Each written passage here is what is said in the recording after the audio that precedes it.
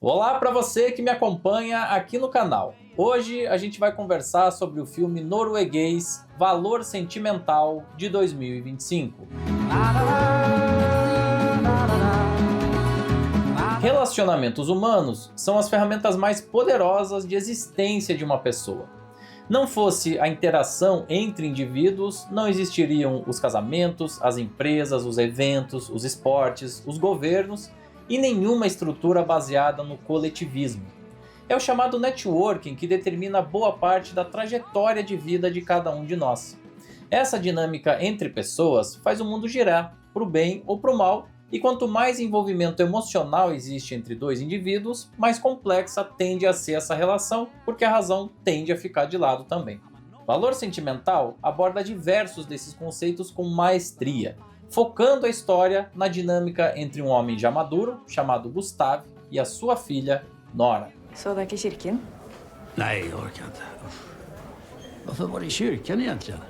Hon blev lite religiös på slutet, va? Nej. Tänkte det var fint på det. O Gustav é um cineasta importante, que teve seus momentos de glória lá no passado, mas cuja carreira está em declínio. Ele vem enfrentando problemas de financiamento para o seu mais recente projeto, um drama inspirado na história da mãe, Karen, que fez parte da resistência norueguesa, foi torturada pelos nazistas e posteriormente cometeu suicídio no casarão da família. Quando isso aconteceu, o Gustav tinha apenas 7 anos de idade, e a ideia dele era rodar esse projeto na mesma casa da família. O plano parecia viável, uma vez que a sua ex-esposa, a psicoterapeuta Sissel, e que também é mãe das duas filhas do casal, acaba falecendo. Acontece que o relacionamento entre o Gustav e as duas filhas não é exatamente dos mais saudáveis. Tanto a Nora como a Agnes nutrem ressentimento do pai pelas longas ausências dele na juventude, pelas constantes brigas do casal e por seu problema com a bebida. A Agnes é um pouco mais compreensiva e conciliadora, mas a Nora de fato vê o pai como vilão, como o responsável por boa parte dos problemas da família. E a vida pessoal dela também não tá lá aquelas maravilhas. A Nora é uma atriz de teatro com relativo sucesso, mas sofre com crises de pânico antes de subir no palco, e mantém um caso amoroso com um colega casado, o Jacob. Com o falecimento da mãe, ela e o pai ensaiam uma reaproximação. Hur med dig? Nej, hvordan det? Ja, vi behöver prata medan jag är i stan. Okej. Har något att berätta för dig? Kan det ikke bare si det nå?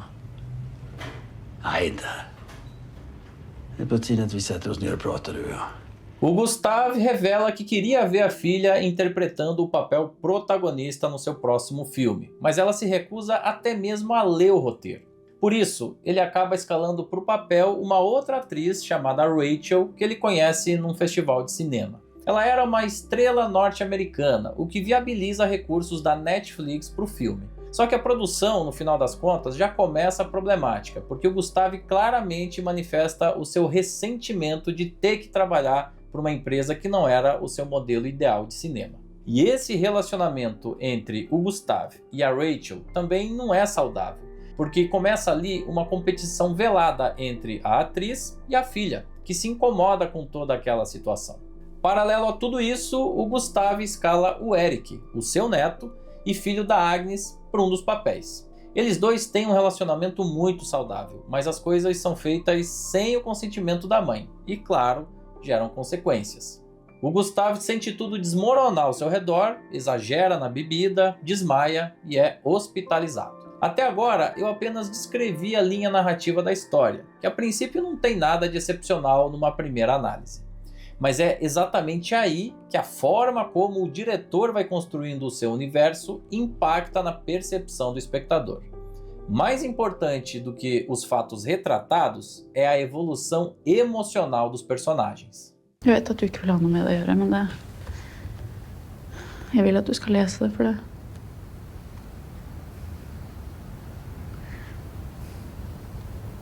Jeg følte liksom at det handlet om deg. Eller... Jeg følte at alle hadde skrevet det til deg. Det handler liksom ikke om moren hans og sånn. É impossível não se emocionar com esse diálogo entre as duas irmãs já no finalzinho. Depois de quase 2 horas, o roteiro de Joachim Trier e Eskil Vogt já nos deu elementos suficientes para entender o estado psicológico de cada um dos personagens, bem como as origens de suas frustrações e a motivação que faz eles se aproximarem ou, em muitos casos, se afastarem. O roteiro é tão bom que a gente entende os motivos das coisas terem chegado ao ponto que chegaram sem julgamentos, sem procurar vilões ou mocinhos. Até porque, na vida real, isso normalmente não existe de verdade. A realidade é sempre muito mais complexa do que um conto de fadas. Não existe julgamento moral de nenhum personagem, porque ninguém ali é virtuoso nem maldoso o tempo todo.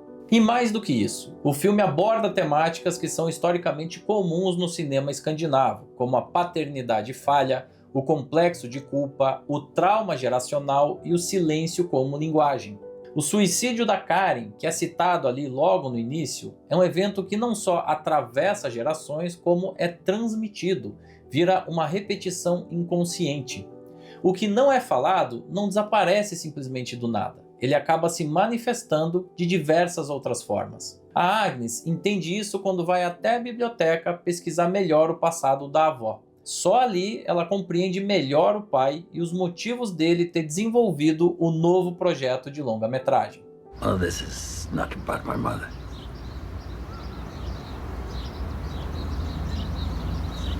O ponto anterior nos leva à conclusão de que o Gustav não é realmente um vilão, e sim um indivíduo emocionalmente incapaz. Isso acabou gerando episódios de ausência em relação às filhas, microagressões, incapacidade de escuta e também deficiências de expressão afetiva. Ele não se relaciona bem com os sentimentos, não os demonstra da forma adequada, e até pela idade que tem, só tem uma forma de tentar reparar os erros do seu passado: desenvolvendo um projeto de longa-metragem.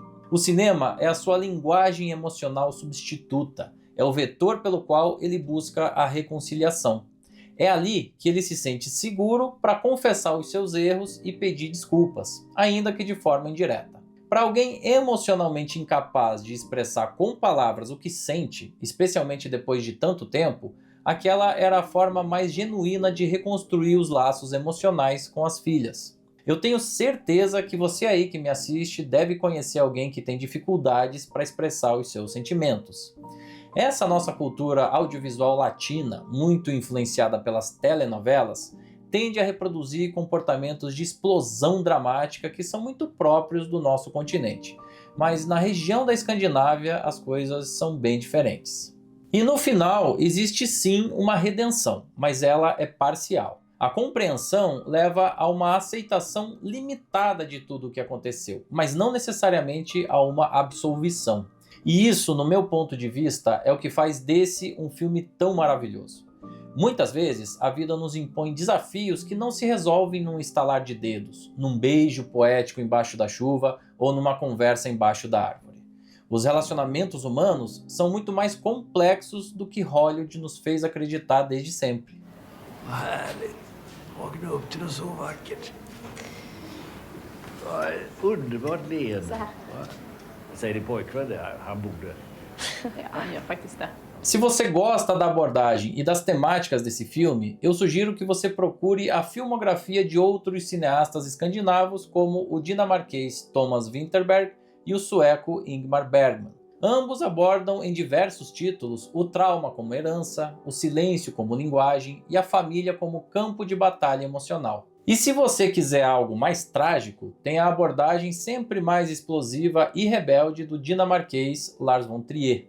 Certamente o diretor Joachim Trier bebeu de todas essas fontes para construir a linguagem desse projeto, no que é o segundo filme dele que consegue reconhecimento internacional nos principais eventos cinematográficos. Em 2021, A Pior Pessoa do Mundo já tinha garantido a ele uma indicação na categoria de melhor roteiro original do Oscar e também uma lembrança à Noruega na categoria de melhor filme internacional.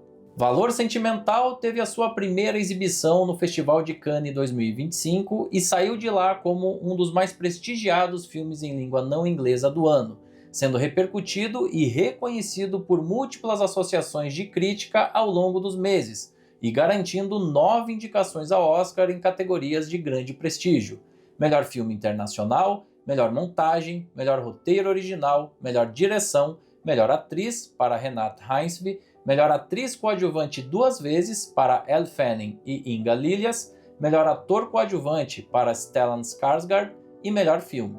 Ele também conseguiu um fato raríssimo, que foi a indicação ao prêmio do Sindicato dos Produtores Norte-Americanos.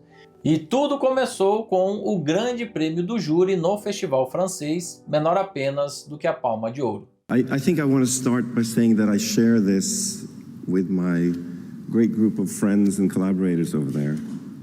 My crew, my co-writer Eskil Vogt, and particularly the actors. So I think this particular film is carried by the actors. And I think it's my biggest privilege in this case of being your director. So this is for us. Thank you. Imagine o tamanho do desafio que esses atores tiveram para transmitir emoções em um filme baseado no não dito. A evolução dramática não está na explosão de uma cena em particular ou na expressividade do dia a dia, e sim na sutileza, na delicadeza, na repetição de padrões de comportamento que revelam o estado emocional. Absolutamente todos os atores entregam em qualidade altíssima nesse caso. Renate Reinsve já tinha trabalhado com o diretor em A Pior Pessoa do Mundo e repete a excelência com o bônus de ser ainda mais exigida e mesmo assim responder com perfeição. Inga Liljas, que inclusive já morou no Brasil durante um tempo, tem a melhor atuação coadjuvante do ano. A cena na qual ela se abre com a irmã é uma das mais emocionantes de toda a temporada. Me marcou muito. Sem estardalhaço e sem gritaria, ela conquista o espectador pela autenticidade. Elle Fanning também tem muita qualidade, ainda que eu a considere um degrauzinho abaixo das colegas. Stellan Skarsgård, um veterano com mais de 150 créditos no IMDb, fez uma das maiores performances do ano no papel que, diga-se a verdade, é protagonista. Eu entendo que a distribuidora preferiu promover ele como coadjuvante por achar que assim ele teria mais chances na temporada, mas eu discordo veementemente dessa classificação. Para além dos atributos emocionais, ele ainda tem uma presença de tela que é magnética e faz valer a pena o valor do ingresso. Como o Joaquin Trier falou no discurso dele em Cannes, realmente é um elenco de altíssimo padrão. That is what you want. You want them as an actor. You want them to read what's going on in your head, and it very rarely happens. Valor Sentimental é um filme de rara qualidade. Além de ter um dos melhores roteiros da temporada, conseguiu acertar em cheio na escalação de elenco, na direção e na montagem de uma história com abrangência universal. A expressividade emocional e as relações humanas autênticas de cada cena fazem o espectador se aproximar de forma poderosa da história. E quando o filme acaba, a sensação é de conexão verdadeira por uma obra que entrega em altíssimo nível, usando as ferramentas mais elementares do cinema. Uma verdadeira joia que merece todo o nosso respeito e cujos méritos são inquestionáveis. Det här är ju en Netflix-produktion. Vill filmen bli vist på kino? Ja, vad annars? E agora me conta, você se conectou assim como eu assistindo Valor Sentimental? Use o espaço aqui embaixo para deixar a sua opinião. Aproveite para dar joinha no vídeo, se inscrever no canal e ativar o sininho das notificações. Se puder, também compartilhe esse vídeo com os seus amigos e faça parte do nosso programa de membros. A gente segue analisando todos os indicados ao Oscar de melhor filme pela Academia e a próxima sessão vai ser sobre Marty Supreme. E no dia 15 de março você tem um encontro marcado aqui no canal para acompanhar a melhor e mais tradicional cobertura do Oscar de toda a internet brasileira. A live do Oscar do Meu Tio Cinéfilo está completando 10 anos e você é o meu convidado VIP. Te espero aqui.